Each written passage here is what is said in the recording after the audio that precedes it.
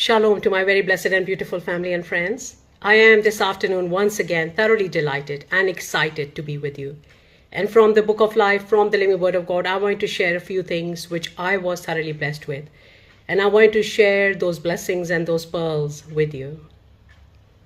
In the Living Word of God, in Exodus chapter 3, verse 7 and 8, we see that God is telling Moses that I have heard the cry of my people, and I have seen the oppression of the people of Israel, and I will deliver them from the bondage out of Egypt.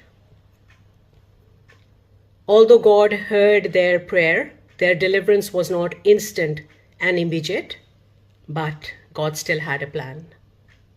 How many times in our lives have we wondered that if God hears us, then why does He leave us in our trials, situations, and sufferings that we are going through?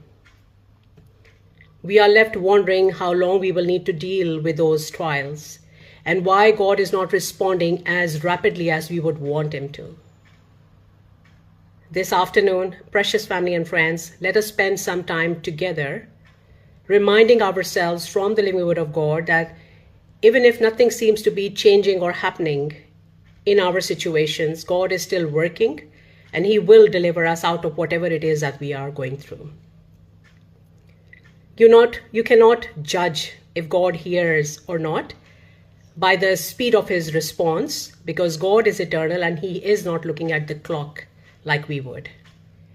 And when God is eternal, He has anything but time on His hand, and He knows exactly when is the right time of maturity for Him to show up and intervene. And that's why Isaiah writes in Isaiah chapter 60 verse 22 that when the time is right, I, the Lord, will make it happen. God knows when you and I are ready for our answers, breakthroughs, and miracles that we have been praying for. God's timing cannot be tied up to our expectations. John chapter 11, we see that when Jesus' friend Lazarus died, Jesus came to the tomb on the fourth day, and then He asked the stone to be rolled away from the face of the cave where Lazarus' body was kept. And then the Bible tells us Jesus looked up to heaven and said, Father, I thank you that you have heard me. Jesus was thanking His Father in heaven for hearing Him, despite the fact that there was no physical evidence that His prayer was answered. Why? Because Lazarus' body was still in the cave. How many times have we prayed for